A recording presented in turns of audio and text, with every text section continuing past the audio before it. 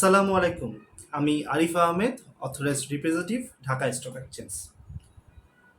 তো আমাদের গত যে সপ্তাহটা চলে গেছে সেই সপ্তাহটা পুরোটাই আসলে নেগেটিভ ছিল, এবং গত সপ্তাহ চলে যাওয়ার পর বৃহস্পতিবারের পর থেকে আজ শনিবার রাত পর্যন্ত বেশ অনেকগুলো উল্লেখযোগ্য খবর চলে এসছে পুঁজিবাজারে। কারণ আমরা জানি যে মার্কেটটা যেভাবে পড়েছে এটি আসলে একেবারেই স্বাভাবিক ছিল না। সবার মধ্যে একটা একটা সন্দেহ তৈরি হয়েছিল যে এখানে অবশ্যই কিছু ম্যানিপুলেশন চলছে, কিছু কৃত্রিমভাবে এই মার্কেটটাকে খারাপ করা চলছে। তো এই বিষয় নিয়ে শুধুমাত্র যে আমাদের বিনিয়োগকারীরা চিন্তা করেছেন বা এই নিয়ে আমাদের মধ্যে একটা উৎকণ্ঠা গিয়েছে, শুধু তা নয়, আমরা দেখতে পাচ্ছি যে আমাদের প্রশাসনও কিন্তু এ ব্যাপারে বেশ তৎপর ছিল। এই বৃহস্পতিবার পর থেকে এবং এই শনিবার রাত পর্যন্ত আমরা কিন্তু বেশ কিছু আপডেট পেয়েছি। তার মধ্যে কিন্তু কিছু গ্রেপ্তারের ঘটনা ঘটেছে। আসলে পুঁজিবাজার নিয়ে যারা কারসাজি এবং গুজব যারা রটনা করছিল তাদের মধ্যে গ্রেপ্তার হয়েছে। তো এই সকল সব নিউজ নিয়ে, এবং যেহেতু একটা সপ্তাহ চলে গেল, সে কারণে আমরা আমাদের এই ভিডিওতে কিন্তু আমরা প্রথমে মার্কেট সামারি দেই যে আসলে বৃহস্পতিবার কী ছিল, যেন আমাদের বিনিয়োগকারীরা একটু আপডেট থাকতে পারে। এবং পরবর্তীতে কিন্তু আমাদের যে সকল আমাদের দেশে যে সকল নিউজ পোর্টালগুলো রয়েছে, বিশেষ করে শেয়ার বাজার নিয়ে যে সকল নিউজ পোর্টাল রয়েছে, তাদের যে শেয়ার বাজার যে সেগমেন্টটা থাকবে সেখান থেকে যে গুরুত্বপূর্ণ নিউজগুলো থাকে সেই গুরুত্বপূর্ণ নিউজগুলো আপনাদের সামনে তুলে ধরা হয় একের পর এক। এতে করে আপনি খুব সহজে একটা ভিডিওর মাধ্যমে এই মার্কেট আপডেট নিয়ে নিতে পারছেন। এবং একবারে শেষে দিয়ে কিন্তু আমরা আমাদের যে মার্কেটে যে টেকনিক্যাল অ্যানালিসিসের ভিত্তিতে যেটা প্রেডিকশন করা হয় সেই প্রেডিকশন নিয়েও কথা বলা হয়। তো আশা থাকবে যে এই ভিডিওগুলো আপনারা মিস করবেন না। ভিডিওটা না টেনে একেবারে পুরো ভিডিওটা দেখার চেষ্টা করবেন, তাহলে পরে কিন্তু আপনি আপডেট থাকতে পারবেন এবং আপনার স্টক মার্কেট রিলেটেড কোনো নিউজ আসলে মিস হবে না। তো আমার ভিডিও যারা দেখেন তারা জানেন আমার ভিডিওর উপরে একটি লিঙ্ক দেওয়া থাকবে আমার কাই টিভির ইউটিউব চ্যানেলে। সেই কাই টিভির লিঙ্কে ক্লিক করে খুব সহজে চলে যাবেন আমার ইউটিউব চ্যানেলে, যদি আপনি ফেসবুক, ইনস্টাগ্রাম বা অন্য কোনো সোশ্যাল মিডিয়াতে থেকে থাকেন। আর যদি আপনি আমার কাই টিভি আমার ইউটিউব চ্যানেলে থাকেন, তবে আপনাকে আর কিছুই করতে হবে না। ইন্ট্রোর পর একের পর এক সেগমেন্ট আপনি দেখতে পাবেন। তো আশা করি আপনাদের সবার সাথে আমার দেখা হচ্ছে আমার কাই টিভিতে। ধন্যবাদ।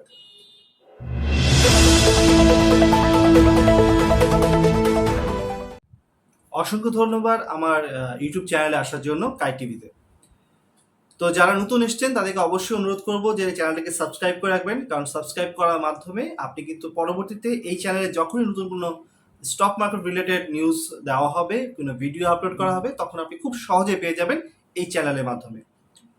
তো এবার কিন্তু গ্রেপ্তার হলো পুঁজিবাজার নিয়ে যারা কারসাজি এবং গুজব রটনাকারী করেছিলেন, তাদের মধ্যে কিন্তু একটা গ্রেপ্তার হয়েছে, বিশেষ করে 3 জন। তো এই বিষয়ে আসলে আজকে মূল আলোচনা করব, এবং তার সাথে সাথে তো আমরা যেটা বললাম যে আমাদের আমাদের মার্কেট সামারি থাকবে, তারপরে নিউজ পোর্টালগুলো থাকবে, এবং একদমটা শেষে আমাদের হচ্ছে গিয়ে যে টুমরো মার্কেট প্রেডিকশন একটা টেকনিক্যাল অ্যানালিসিস অনুযায়ী, তো সেটাও থাকবে। তো আশা করব যে আপনার পুরো ভিডিওটি খুব মনোযোগ দিয়ে দেখবেন। আসলে আমরা দেখছিলাম যে মার্কেট আমাদের যে সামনের সপ্তাহে যে মার্কেটটা পড়ছিল, একেবারেই অস্বাভাবিকভাবে মার্কেটটাকে কিন্তু ফেলা হয়েছে। এখানে কিন্তু বিনিয়োগকারী সহ সবাই যারা এই মার্কেটের সাথে সংশ্লিষ্ট ছিল তারা কিন্তু সবাই একসাথে একই মত পোষণ করেছে যে এখানে একটা কৃত্রিম যোগসাজশে আসলে মার্কেটটাকে মানে ফেলা হচ্ছে। মার্কেটে এত নেতিবাচক কোনো কিছু ঘটে যায়নি যার কারণে মার্কেট এতটা পড়ে যাবে। তো আসলে অনলাইন এবং সামাজিক যোগাযোগ মাধ্যম ব্যবহার করে দেশের পুঁজিবাজার যে পুঁজিবাজার নিয়ন্ত্রণ সংস্থা যারা রয়েছে এবং বিভিন্ন শেয়ারের দাম নিয়ে কারসাজিমূলক এবং গুজব রটনাকারী চক্রের 3 সদস্যকে গ্রেপ্তার করেছে মহানগর গোয়েন্দা পুলিশ ডিবি। শুক্রবার আসলে 26 এপ্রিল রাতে গোয়েন্দাদের তথ্যের ভিত্তিতে রাজধানী একাধিক এলাকা থেকে অভিযান চালিয়ে তাদের গ্রেপ্তার করা হয়। বিষয়টি কিন্তু নিশ্চিত করেছে অতিরিক্ত পুলিশ কমিশনার গোয়েন্দা মোহাম্মদ হারুনুর রশিদ। গ্রেপ্তারকৃত আসামিরা হলেন মোহাম্মদ আমির হোসেন ওরফে নুরুন নবী, নুরুল হক হারুন এবং আব্দুল কাইয়ুম। তো তিনি বলেন আসলে সম্প্রতি শেয়ার বাজারে অস্থিতিশীল পরিস্থিতি তৈরির জন্য সাধারণ গ্রাহককে তাদের শেয়ার বিক্রি করে লাভের চাইতে লোকসান গুনতে হচ্ছে বেশি। এক শ্রেণীর অসাধু ব্যক্তি এই শেয়ারের দাম নিয়ে কারসাজি করছে।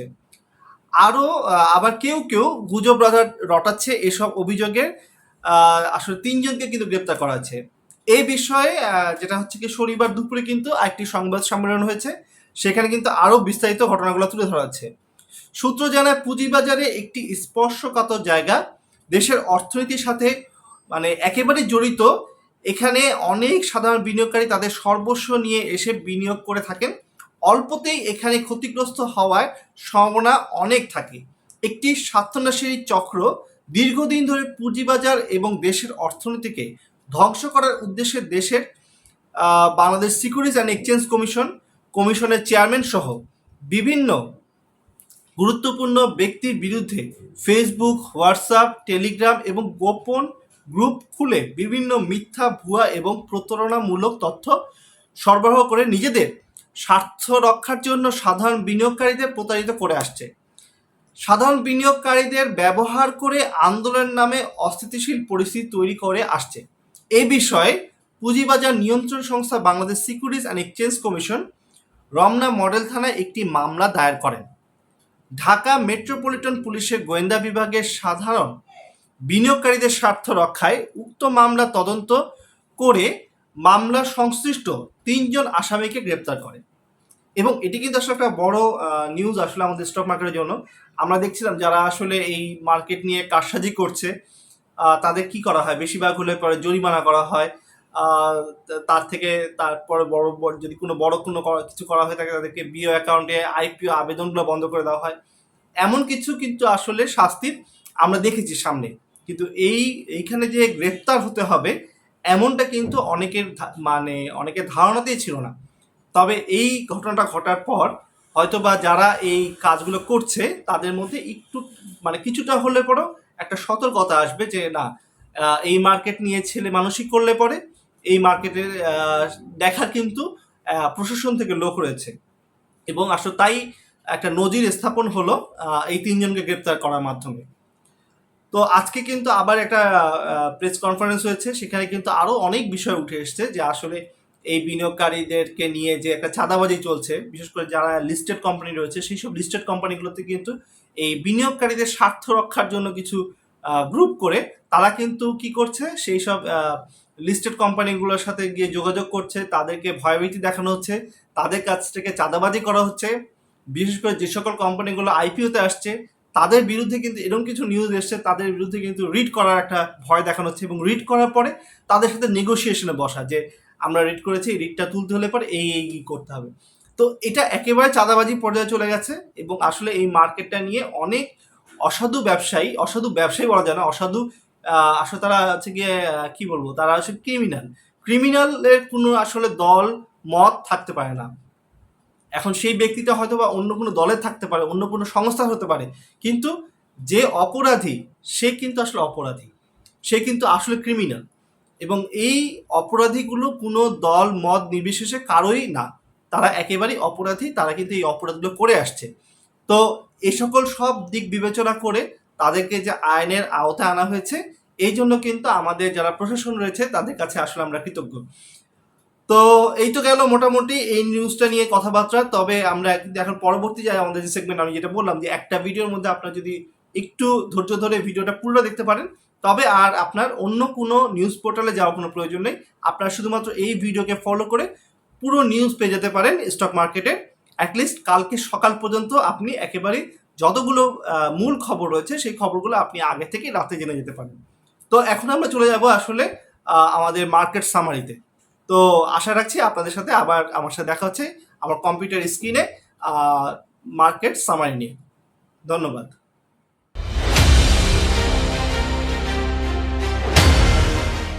আমরা একটু টুমরো আমাদের যে মার্কেটটা চলে গেছে বৃহস্পতিবার, সেই মার্কেটের একটু সামারিটা দেখছি।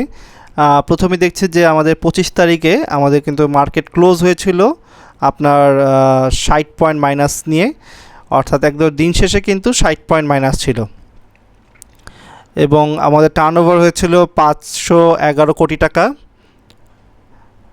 এবং মার্কেটে কিন্তু এবং তার আগের দিন আসলে এপ্রিলের 24 তারিখ আমাদের মাইনাস ছিল -54 এবং টার্নওভার সেদিন একটু বেশি ছিল, 627 কোটি টাকা টার্নওভার ছিল।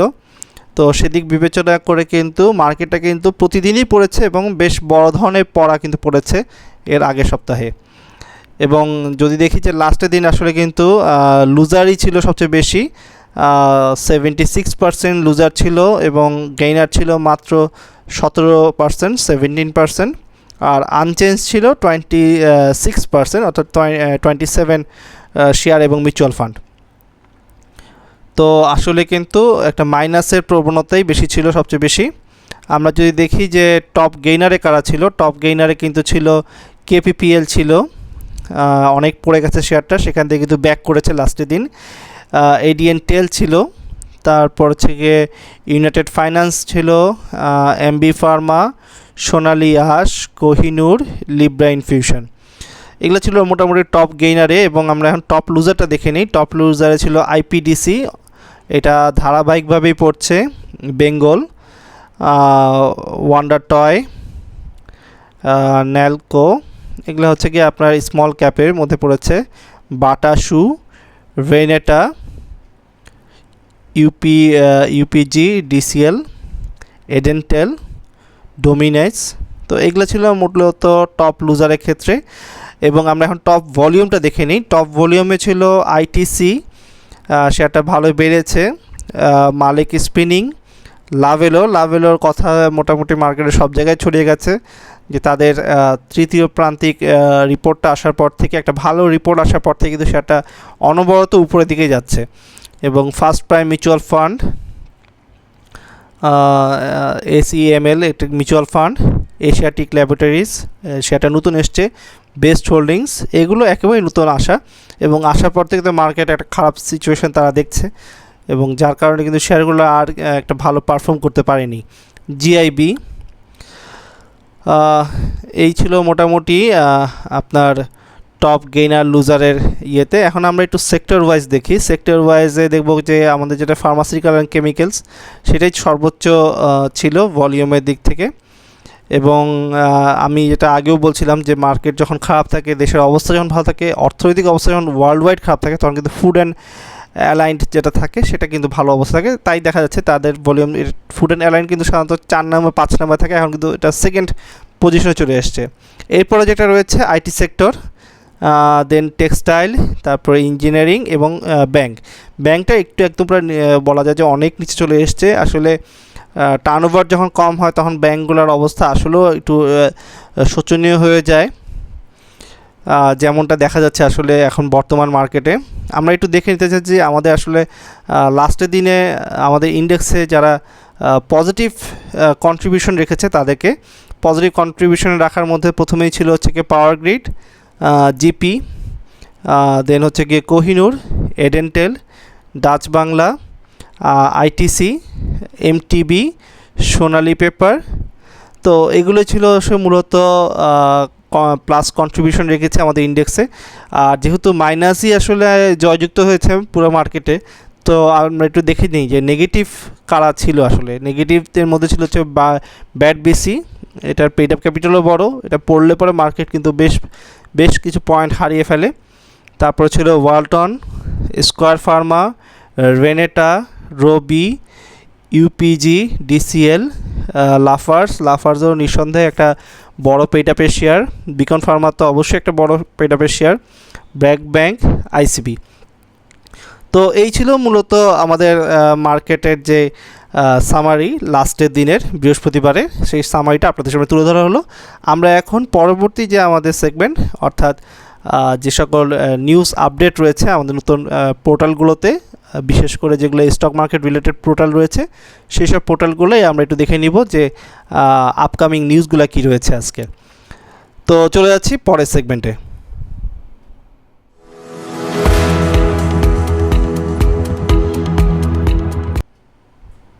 প্রথমে আছে sharenews24.com।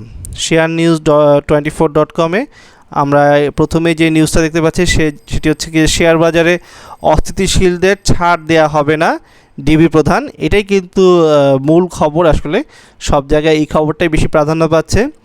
এর সাথে সাথে রয়েছে বিএসসি সম্মতি পেলে মূলধন বাড়াবে 8 ব্যাংকের।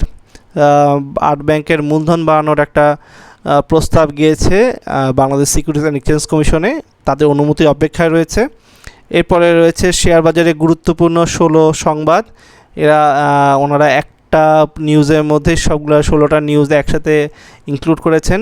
ইপিএস প্রকাশ করেছে 20 কোম্পানি, ডিভিডেন্ড ঘোষণা করছে 11 কোম্পানি। ডিভিডেন্ডের নিউজগুলো কিন্তু আসছে। তো এখানে আর মোটামুটি স্টক মার্কেট রিলেটেড আর কোনো নিউজ নেই।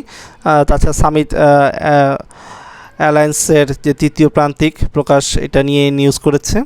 তো এখান থেকে আমাদের মনে হচ্ছে সবচেয়ে বড় যে নিউজটা, যেটা বেশি গুরুত্বপূর্ণ নিউজ, সেটি হচ্ছে গিয়ে শেয়ার বাজারে অস্থিতিশীলকারীদের ছাড় দেওয়া হবে না, ডিবি প্রদান। তো সেটাকে আমরা একটু দেখে নিই একটু ভিতরে গিয়ে। আসলে শেয়ার বাজারে অস্থিতিশীলকারীদের ছাড় দেওয়া হবে না, ডিবি প্রদান বলেছে। শেয়ার বাজারে একটি চক্র অনলাইন এবং সামাজিক যোগাযোগ মাধ্যমে মন গড়া তথ্য ছড়িয়ে শেয়ার বাজারে অস্থিতিশীল করত। তারা বিভিন্ন আপত্তিকর মন্তব্য ছাড়া শেয়ার বাজারের নিয়ন্ত্রণ সংস্থা এবং বিভিন্ন শেয়ার বাজারের দাম নিয়ে কারসাজিকারী, গুজব রটানো এবং মার্কেটের অস্থিতিশীল করতে এমন চক্রে 3 সদস্যকে গ্রেপ্তার করেছেন। এটা হচ্ছে কি ঘটনাটা ঘটেছে আসলে শুক্রবার রাতে গোয়েন্দা তথ্যের ভিত্তিতে রাজধানী একাধিক এলাকায় অভিযান চালিয়ে তাদের গ্রেপ্তার করা হয়। এ বিষয়ে শনিবার দুপুরে আয়োজিত এক সংবাদ সম্মেলনে এসব তথ্য জানায় অতিরিক্ত পুলিশ কমিশনার গোয়েন্দা মোহাম্মদ হারুন রশিদ। তো যেটা আমরা বলছিলাম যে একটা নিউজ কনফারেন্স হয়েছে দুপুরে, সেই নিউজ কনফারেন্সে কী উঠে এসেছে সেই সকল বিষয়গুলোই আসলে তুলে ধরা হয়েছে এই নিউজে। ডিবি প্রধান বলেন, এসব ঘটনায় আরও যারা জড়িত তাদের আইনি আওতায় আনা হবে, অর্থাৎ আরও অনেকে বাকি রয়েছেন তাদেরকেও কিন্তু আইনি আওতায় আনা হবে। সাধারণ বিনিয়োগকারীদের উস্কানি দিয়ে শেয়ার বাজারে অস্থিতিশীলতা ছাড় দেওয়া হবে না বলে জানিয়েছেন। জানা গেছে তারা বিভিন্ন সময় আন্দোলনের নামে সাধারণ বিনিয়োগকারীদের ব্যবহার করে রাস্তা দখল করে উদ্দেশ্যমূলকভাবে অস্থিতিশীল পরিস্থিতি তৈরি করে। তালিকাভুক্ত কোম্পানিতে বিভিন্ন ইস্যুতে চাঁদা দাবি করে। চাঁদা না দিলে ওইসব কোম্পানি সম্পর্কে অনলাইনে অপপ্রচার শুরু করে, এমনকি কোম্পানির অফিসগুলোতেও হামলা করে। এছাড়া গ্রেপ্তারকৃত আসামিরা শেয়ার বাজারে বিভিন্ন শেয়ার নিয়ে মিথ্যা তথ্য প্রদান করে, দাম বৃদ্ধি করে, সাধারণ বিনিয়োগকারীদের কাছে উচ্চ মূল্যে বিক্রি করে এবং এসব করার জন্য গোপনীয় হোয়াটসঅ্যাপ, টেলিগ্রাম গ্রুপ ব্যবহার করে। এসব গ্রুপের সদস্যদের একটি নির্দিষ্ট ফি প্রদান করে গ্রুপে যুক্ত হতে হয়। আবার শেয়ারে প্রফিট হলে ডিভিডেন্ডের অংশ দিতে হয়, তবে লোকসান হলে তাদের দায়িত্ব নেয় না। বাহ, খুব ভালো তাদের একটা ইনকামের রাস্তা বের করেছে আসলে। তার মানে তারা হচ্ছে হোয়াটসঅ্যাপ এবং এই যে ফেসবুক গ্রুপগুলোতেও এই জিনিসগুলো করে থাকছে। তারা একটা নির্দিষ্ট পরিমাণ অ্যামাউন্ট নিয়ে সেখানে আসলে তাদেরকে সংযুক্ত করে এবং সংযুক্ত করার পর নিউজ দেওয়া হয়। প্রফিট হলে প্রফিটের অংশটা তাদেরকে শেয়ার করতে হয় আর কি। ডিবি প্রধান বলে, শেয়ার বাজার একটি স্পর্শকাতর জায়গা, দেশের অর্থনীতির সাথে ওতপ্রোতভাবে জড়িত। এখানে অনেক সাধারণ বিনিয়োগকারী তাদের সর্বস্ব নিয়ে বিনিয়োগ করে থাকে। অল্পতেই এখানে ক্ষতিগ্রস্ত হওয়ার সম্ভাবনা অনেক থাকে। একটি স্বার্থান্বেষী চক্র দীর্ঘদিন ধরে শেয়ার বাজার এবং দেশের অর্থনীতি ধ্বংস করার উদ্দেশ্যে বাংলাদেশ সিকিউরিটিজ অ্যান্ড এক্সচেঞ্জ কমিশনের চেয়ারম্যান সহ বিভিন্ন গুরুত্বপূর্ণ ব্যক্তির বিরুদ্ধে ফেসবুক, হোয়াটসঅ্যাপ, টেলিগ্রাম এবং গোপনীয় গ্রুপ খুলে মিথ্যা তথ্য, ভুয়া এবং প্রতারণামূলক তথ্য সরবরাহ করে নিজেদের স্বার্থসিদ্ধির জন্য সাধারণ বিনিয়োগকারীদের প্রতারিত করে আসে। সাধারণ বিনিয়োগকারীদের ব্যবহার করে আন্দোলন নামে অস্থিতিশীল পরিস্থিতি তৈরি করে আসছে। এই বিষয়ে শেয়ার বাজার নিয়ন্ত্রণ সংস্থা Bangladesh securities and exchange commission Ramna model থানায় একটি মামলা দায়ের করে। ঢাকা মেট্রোপলিটন পুলিশের গোয়েন্দা বিভাগ সাধারণ বিনিয়োগকারীদের স্বার্থে রক্ষায় মামলার তদন্ত করে মামলার সংশ্লিষ্ট 3 জন আসামিকে গ্রেপ্তার করে। এটাই ছিল মূলত নিউজ, যেটি হচ্ছে গিয়ে শেয়ার বাজার নিয়ে যারা এই কারসাজিগুলো করছে তাদের মধ্যে কিন্তু 3 জনকে অলরেডি গ্রেপ্তার করা হয়েছে। এরপরে আসলে আমরা একটু পরের যে পোর্টালটা রয়েছে সেই পরের পোর্টালে চলে যাই।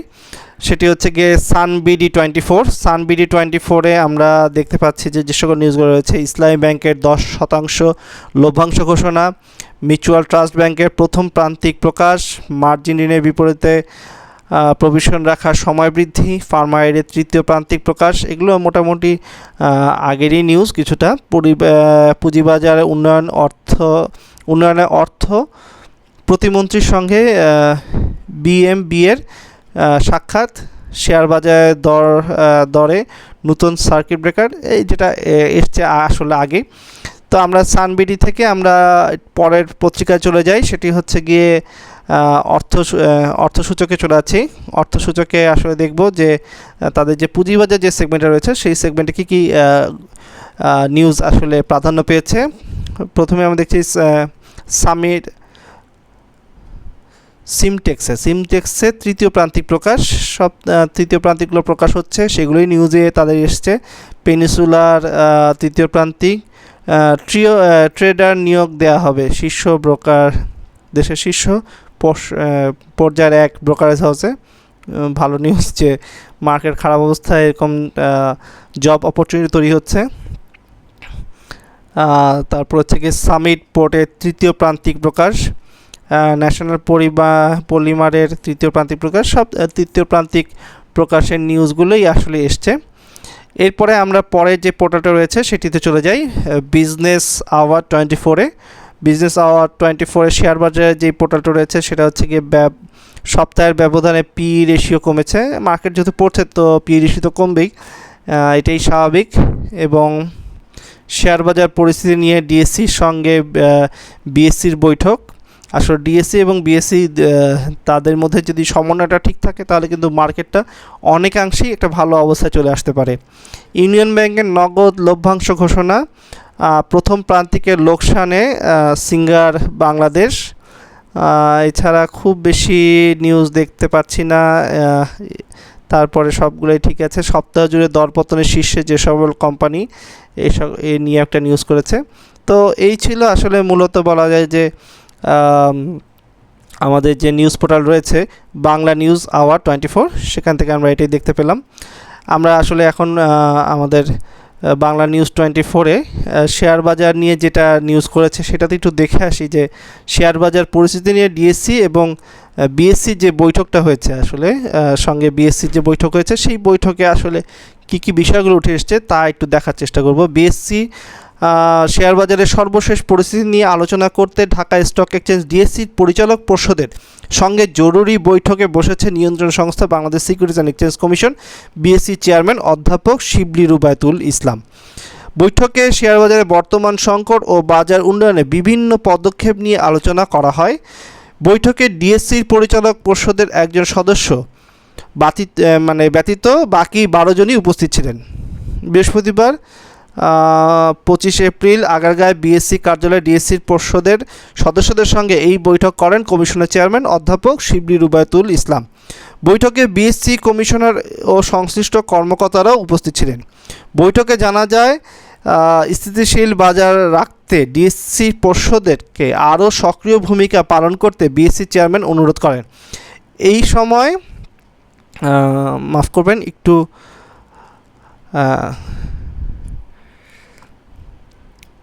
সক্রিয় ভূমিকা পালন করতে অনুরোধ করেন। এই সময় ডিএসসির পর্ষদের পক্ষ থেকে বিভিন্ন বিষয় বিএসসির চেয়ারম্যানের দৃষ্টি আকর্ষণ করা হয়। এক পর্যায়ে ডিএসসির পক্ষ থেকে কয়েকটি দাবি উত্থাপন করা হয়। সম্প্রতি শেয়ার বাজারে আসলে যে 3% দর কমার যে সীমা নির্ধারণ করে দিয়েছে বিএসসি তা স্থগিত করতে অনুরোধ করা হয়। বিএসসির পক্ষ থেকে বলা হয়, দেশের শেয়ার বাজারের স্বার্থে বিভিন্ন সময় নিয়ন্ত্রণ সংস্থা অনেক বিষয় হস্তক্ষেপ করে, যদিও এটি ডিএসসিরই কাজ। বাজার স্থিতিশীল রাখতে ডিএসসিকে কমিশন থেকে সব ধরনের সহযোগিতা করা হবে বলে বৈঠকে আশ্বস্ত করা হয়। এ সময় ডিএসসির চেয়ারম্যান হাফিজ মোহাম্মদ হাসান বাবু সংবাদ মাধ্যমকে বলে, বিএসসি চেয়ারম্যানের সঙ্গে ডিএসসি পর্ষদের যে বৈঠক হয়েছে তা খুবই ফলশ্রুত হয়েছে। বর্তমানে বাজার পরিস্থিতি ও বাজারে এই খারাপ সময় কিভাবে দ্রুত কাটিয়ে ওঠা যায় তা নিয়ে আলোচনা হয়েছে। ডিএসসিকে সকল প্রকার সহযোগিতা করার আশ্বাস দিয়েছে বিএসইসি চেয়ারম্যান। তিনি বলেন, বর্তমান বাজার পরিস্থিতিতে বিনিয়োগকারীদের আস্থা ফিরিয়ে আনতে এবং বাজারে স্থিতিশীল ফেরাতে আনতে আমাদের অনেক শীঘ্রই ব্রোকারেজ হাউস মার্চেন্ট ব্যাংকগুলোর প্রধান নির্বাহীদের সংগঠনের সিইও ফোরামের সঙ্গে বসব। তিনি বলেন, শেয়ার বাজারে ভালো আইপিও আসলে মার্কেটের আস্থা ভালো হবে, অবস্থা ভালো হবে, বিনিয়োগকারীদের আস্থা বাড়বে। তাই কিভাবে ভালো আইপিও আনতে পারি তা নিয়ে বৈঠকে আলোচনা হয়েছে। বড় বড় যে সকল কোম্পানি ও গ্রিন ফিল্ডে এখনও শেয়ার বাজারে আসেনি সে সকল কোম্পানিগুলোকে কিভাবে আমরা আনতে পারি তা নিয়ে পরিকল্পনা করার বিষয়ে আলোচনা হয়েছে। বৈঠকে ডিএসসির পক্ষ থেকে উপস্থিত ছিলেন ডিএসসির চেয়ারম্যান অধ্যাপক ডক্টর হাফিজ মোহাম্মদ হাসান বাবু, ডিএসসির স্বতন্ত্র পরিচালক অধ্যাপক doctor Abdullah Al Mahmud, Mohammad Afzal Hossain, Rubaba Daula, Mohammad Shahidul Islam, Kawsar Ahmed, shareholder পরিচালক Mohammad Shakil Rizvi, Mohammad Shahjahan, Sharif Anwar Hossain, Richard D Rozario প্রমুখ আরও অনেকেই উপস্থিত ছিলেন আসলে যা দেখলাম। তো এটা একটা স্টক মার্কেটের জন্য একটা ভালো নিউজ আসলে, যে ডিএসসি এবং বিএসসি তারা বসতে যাচ্ছে, তারা বসেছে, তারা বেশ কিছু সিদ্ধান্ত নিয়েছে পুঁজিবাজারকে কীভাবে ভালো করা যায়। তো আমাদের যে এখন যে পরের যে পোর্টালটা একবার শেষ পোর্টাল সেটা হচ্ছে বণিক বার্তা। বণিক বার্তাতে আমরা একটু দেখব যে কী নিউজ তারা করেছে। তারা প্রথমে যে নিউজটা রেখেছে সেটা হচ্ছে কিন্তু যে 83% শেয়ারের দাম কমেছে, এটা মার্কেট পড়েছে এবং এটা তারা ওই 3% পয়েন্ট হারানোর ব্যাপারটা বলেছে, যে একটা যে সীমা তৈরি করে দিয়েছিল তো সেই সীমা নিয়ে তারা এই নিউজটি করেছে। এছাড়া বেক্সিমকোর বন্ডের সাবস্ক্রিপশন শুরু রোববার, বেক্সিমকো যে বন্ড ছাড়ছে সেই বন্ডের সাবস্ক্রিপশন শুরু হচ্ছে রোববার থেকে। লোকসান থেকে মুনাফা ফিরেছে পাওয়ারগ্রিডের, এই কারণে কিন্তু টার্নওভারটা ভালো হয়েছে। আমরা দেখেছি যে মার্কেটে কিন্তু তাদের একটা ভালো অবস্থান তৈরি হচ্ছে। রেকিট ভেঞ্চারের একটা নিউজ এসছে, প্রথম প্রান্তিকের খবরটি এসছে। এছাড়া হচ্ছে গিয়ে Far East Bank, Mutual Trust Bank, Islami Bank, এই সকলের বেশ কিছু নিউজ এসছে। তাছাড়া উল্লেখযোগ্য আর কিছু নেই। তো আমরা আসলে আমাদের যে এখন পরের যে একবার শেষ সেগমেন্ট, যেটা হচ্ছে গিয়ে আসলে আমরা মার্কেটটা টেকনিক্যাল অ্যানালিসিসের ভিত্তিতে একটা প্রেডিকশন করার চেষ্টা করব যে আসলে মার্কেটটা এখান দিয়ে কোন অবস্থায় যেতে পারে। যদিও মার্কেটটা দিনকে দিন পড়ে যাচ্ছে, তারপরে আমাদের টেকনিক্যাল অ্যানালিসিসের উপর ভিত্তি করে যতটুকু আমাদের বিনিয়োগকারীদেরকে জানানো যায় সেটার একটা প্রচেষ্টা থাকবে আমাদের লাস্ট সেগমেন্টে। তো আমরা চলে যাচ্ছি আমাদের লাস্ট সেগমেন্টে।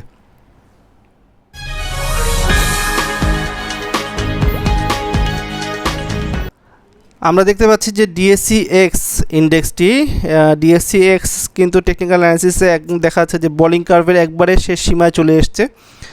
তো যদিও মার্কেটে অনেক একটা খারাপ একটা সপ্তাহ দেখেছি আমরা, সামনের সপ্তাহটা যেটা গত সপ্তাহ চলে গেল, তবে সামনের সপ্তাহ থেকে একটু আশা দেখা দিতে পারে। কারণ আমরা দেখেছি যে আমাদের যারা আইন শৃঙ্খলা বাহিনী রয়েছেন তারা কিন্তু যারা শেয়ার মার্কেটের সাথে কারসাজি করার সাথে জড়িত, গুজব রটনার সাথে যারা জড়িত রয়েছে তাদের কিন্তু দৃষ্টান্তমূলক শাস্তির আওতায় আনার চেষ্টা করে যাচ্ছেন। তো সেটি কিন্তু আসলে আমাদের স্টক মার্কেটের জন্য একটা ভালো খবর হতে পারে। আর আমাদের বোলিং কার্ভে আমরা দেখতে পাচ্ছি একেবারে নিচে পড়ে আছে। আমরা দেখতে পাচ্ছি যে আমাদের আরএসআইও অনেক কমে এসছে। আরএসআই কিন্তু মার্কেটে এখন চলে এসছে 23.52-তে। তো এটি আমার দেখা মতে এই গত 4 বছরের মধ্যে বলবো যে এত কম আসলে আরএসআই আমি দেখিনি। তো সেই হিসেবে আরএসআই আপনারা দেখতে পাচ্ছেন সব দিক থেকে আসলে মার্কেটটা একেবারেই নিচে পড়ে আছে।